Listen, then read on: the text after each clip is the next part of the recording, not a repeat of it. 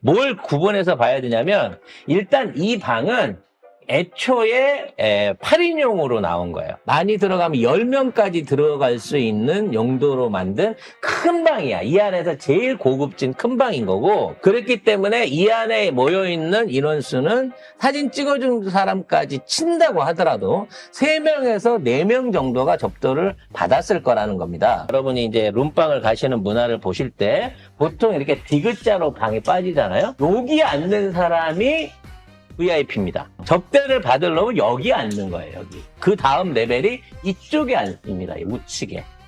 그리고 제일 떨어지는 사람, 수발드는 사람이 이쪽에 앉죠. 이게 왜 그러냐면, 요쪽 끝에 눈에 안 보이지만, 요쪽 끝에 화장실이 달려 있어요. 아, 방 안에 화장실이 있어요? 방 안에 소변기나 화장실이 달려 있어요. 밖에 안 나가고 할 수 있게. 그렇죠? 화장실 문이 있는 옆이 제일 하석인 거예요. 그래서 1번, 2번, 3번 랭킹으로 앉는 거야.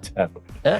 그래서 이렇게 앉았다고 치면 여기가 메인 자리이기 때문에 이건 역시도 여기가 메인 자리여야 되는데 메인 자리에 인테리어가 다른 거죠. 여기 보시면 이 생수하고 물잔하고 옥수수 수염차가 있단 말이야.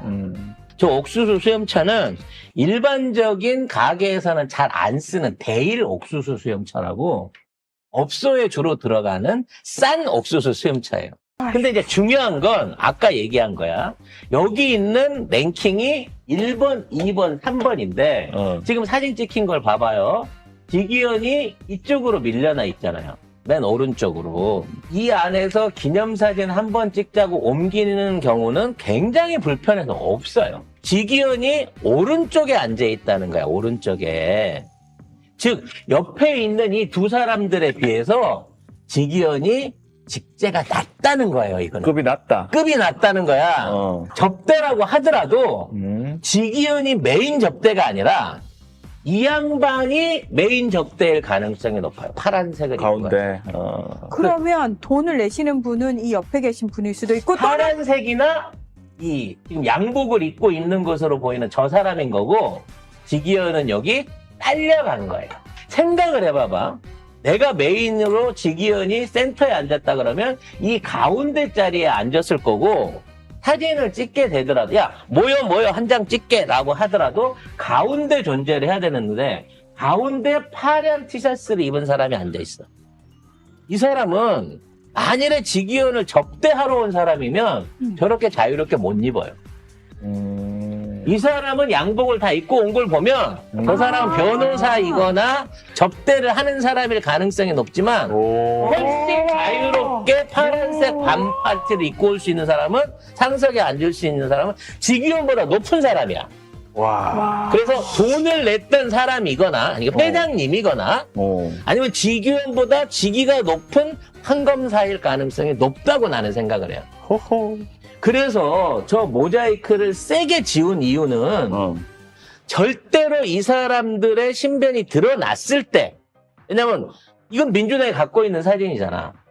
이 사진은 지금 법원에서 처음 본 거야. 그렇죠. 그래서 저 모자이크를 지웠을 때 나타난 저 두 얼굴 중에 저 파란 티셔츠 입었던 놈이 엄청 센 놈일 가능성이 있다는 거야. 거기 지기현을 제끼고 상석에 앉았던 저 파란 티의 남자의 정체, 이게 아마도 법원의 제일 약한 고리일 가능성이 높다는 거예요.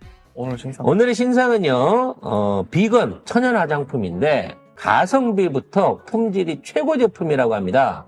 유기농 그 천연 성분이 20%까지 들었다고 해요. 기존은 5% 이하로 들었는데 저희 건 20%까지 들었고 심지어 가격도 올리브영보다 저렴하다고 하는데요. 문서보다 싸. 예, 어떤 제품인지 세부적인 설명은 하루에 1kg씩 화장을 하시는 우리 문희정 아나운서가 해결을 해주시겠습니다. 저도 민감성이에요. 극건성인데다가 민감해가지고 화장품 아무거나 못 쓰겠어요. 왜냐면 피부가 뒤집어지고 저는 홍조도 있거든요.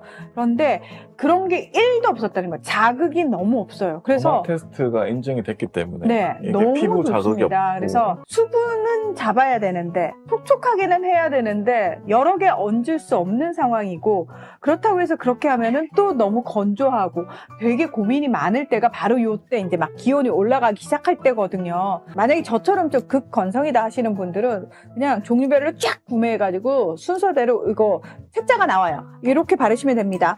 그거 순서대로 쫙 다 발라주시면은 너무 좋습니다. 아침에 저도 요걸 다 하고 나서 색조 화장을 했거든요. 전혀 밀리거나 또는 두꺼워진다거나 이런 게 1도 없습니다. 기름기 잘잘 흐르고 이게 1도 없습니다. 5개 알려주는 게 풀세트를 좋습니다. 하셔도 8만 원대 이쪽 저쪽밖에 안 하기 때문에 이 정도의 가성비와 효능은 지구 안에는 없습니다. 네.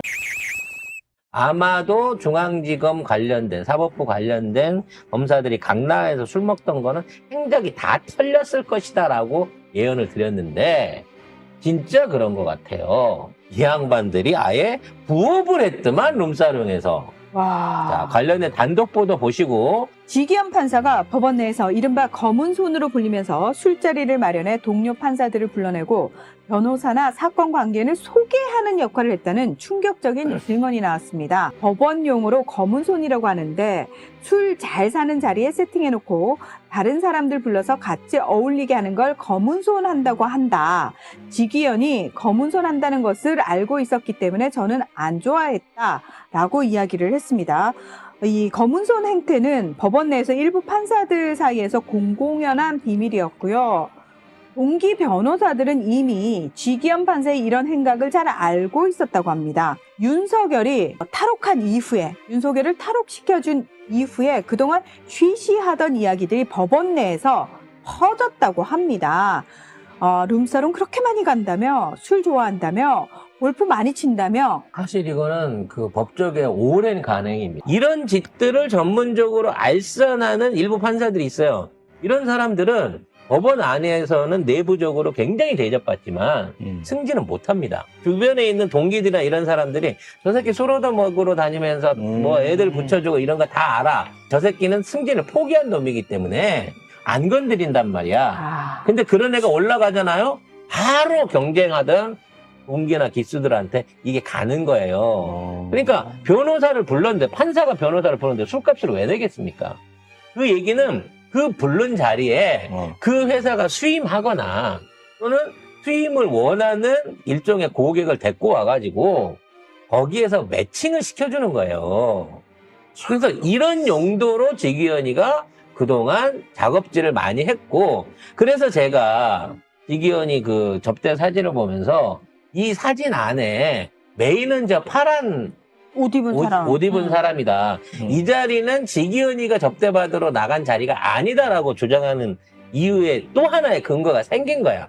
지기현은 그런 식의 변호사가 됐든 아니면 수임자가 됐든 검사가 됐든 담당자를 연결해주는 과정 중에 그 과정 중에 하나로 저 자리에 배석을 한 거야. 동석을 한 거야. 우선을 한 거라고 봐야 되겠죠. 대신 돈베리뇽 춘향이들은 청담동의 롬사롱 나는 이몽룡 우리 사르망에 대한 놀라운 정체에 대한 얘기를 우리가 좀 해볼까 합니다. 근데 지기현은 후배들 밥 사주고 주점 들려서 사진만 찍고 술을 안 마시고 나왔다는데. 이거를 해명을 했습니다. 근데 이 해명을 언론에 한 게 아니에요. 윤리관실에다가 이렇게 자료를 제출했습니다. 근데 윤리관실이 이걸 조선일보에 까버린 거예요.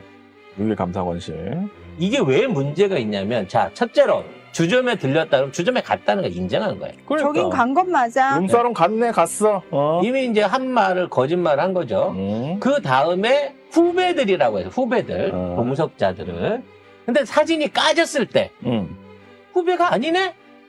우리가 아는 선배인데? 요렇게 나오면 또 거짓말을 친 거야. 이 파란 옷을 입은 이 파란 블루셔츠 아저씨. 과연 후배일 것인가? 과연 후배일 것인가? 후배가 싸가지 없이 어깨 위에다가 또는 허리 뒤에다가 손을 저렇게 얹고. 후배가 가운데 앉아? 네.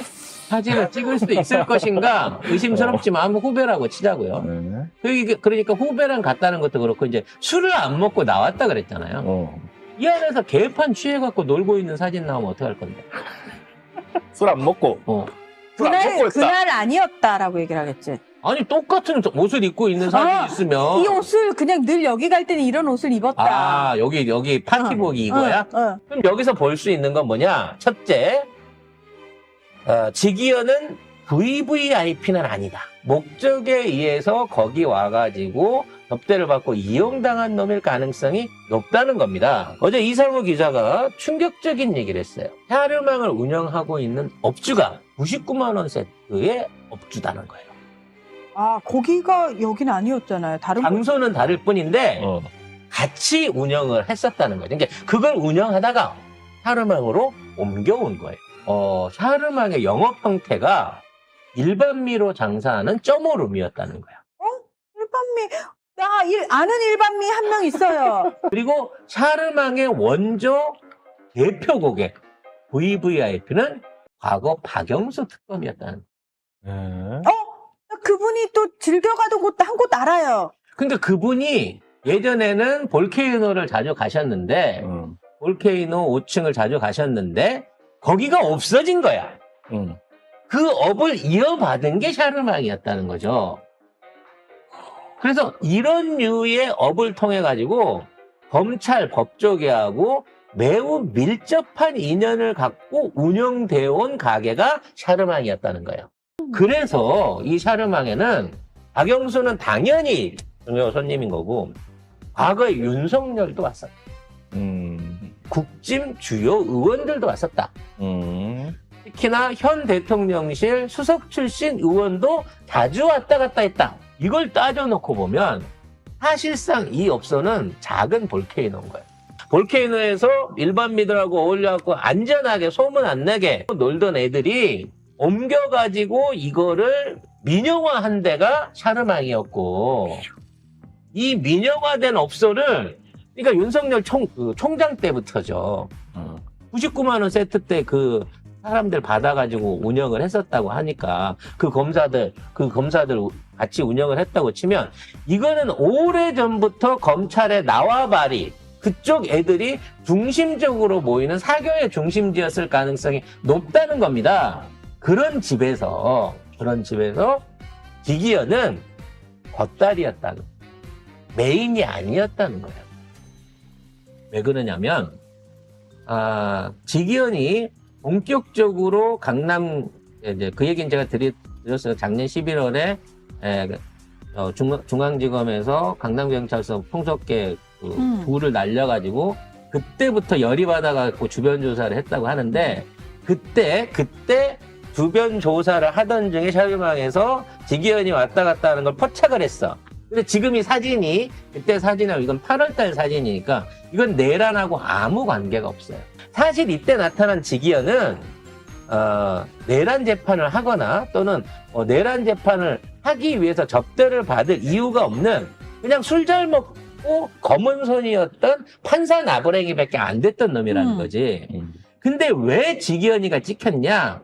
여기 있는 마담이 지금 증언을 하겠다는 마담이 직위원을 아주 개상또라이 나쁜 놈이라고 고발을 했기 때문이라는 거예요.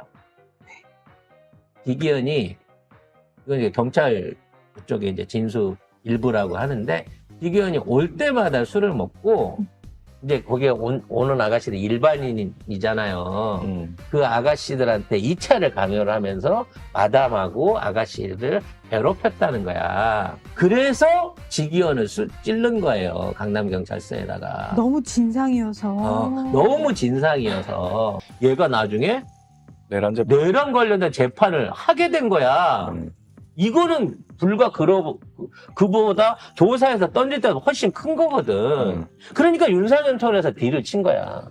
근데 이 직위원을 살리려고 계속 샤르망에서 안 끊고 나가다 보니까 지금 같이 있었던 이 파란 VIP 아저씨부터 박영수부터 시작해갖고 대통령 수석 출신 현재 국회의원이면 뻔한 거 아니야. 강승규밖에 없어. 아니 뭐 다른 사람이 있을 수도 있겠지. 박영수가 불러가지고 박영수 패밀리로 윤석열이 있었다 그러면 거기 오는 국짐위원은 다 친윤일 수밖에 없는 거예요.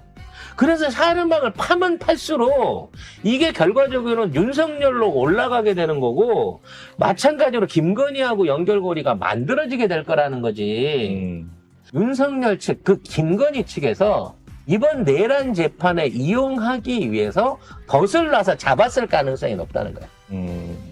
평상시에 여기 와서도 술 먹던 놈이니까 이번에 판사 중에 누구를 포섭해가지고 무죄를 받아낼까? 그래서 직위원을 선택했을 가능성이 높다는 거지. 그래서 풀어줬다? 시간 계산으로? 그렇죠. 왜냐면 샤르망에 술을 먹다 보니까 여긴 TC가 다 시간제라 그랬잖아. 그러니까 일대로 안 하고 시간제로 하다 보니까 시간에 민감해진 거죠. 그래서 판결에서도 시간으로 계산을 때려준 거지. 본인의 익숙한 계산 방식대로. 법원이 무슨 룸사롱처럼 생각이 돼버렸네? 결국은 법원에서 일어나야 될 일, 사법부에서 일어나야 될 판정과 결정들이 샤르망에서 일어났을 가능성이 높고, 그래서 그 당시에 일을 했던 직원 또는 업주 또는 아가씨를 댔던 마담들, 기타 등등의 사람들의 증언을 끌어모으게 되면 직위원이 저절로 맡아가지고 접대를 받은 것인지, 스카우트 돼가지고 윤석열 측에 의해서 판사로 배정이 됐고 그로 인해서 진행을 한 것인지, 그러한 과정 중에 윤석열 측 친윤 인사, 국회의원을 비롯한 각종 사람들 누가 왔는지는 명단에 다 있다는 거예요. 이제 사르망에 대한 검찰, 경찰 조사 내지는 앞으로의 특검은 제가 얘기한 방향으로 가야 됩니다. 박영수가 도대체 여기에 어떠한 법조계의 비리 또아리를 아지트를 틀었고 그 안에서 과연 지금 직위원은 스카우트 된 거냐, 협박받아갖고 말을 따른 거냐, 제가 보기엔 스카우트 됐다고 보는 게 맞아요. 그러면 이런 식으로 일반미 동원해서 영업하는 볼케이노의 자회사 같은 것들이 몇 개나 가지고 있을까요? 각자 그 자기 계파를 갖고 있는 대가리들은 그런 집들을 한두 개씩 다 쥐고 있다고 봐야 되겠죠. 아니, 건의가 몇 개를. 이게 여기를 이제 건의가 직접 운영을 했다든지 뭐 이런 거보다는 건의의 냄새가 난다는 거예요. 영업하는 방식이. 즉 요런 류의 영업을 건의가 쭉 해왔던 거고, 이게 그리워서 영수가 만들었다고 치면 아마 그 안에서 조직하는 마담들이나 이런 사람들 중에 한둘 정도는 김건희를 직접적으로 알거나 교류했거나 그럴 가능성이 있죠.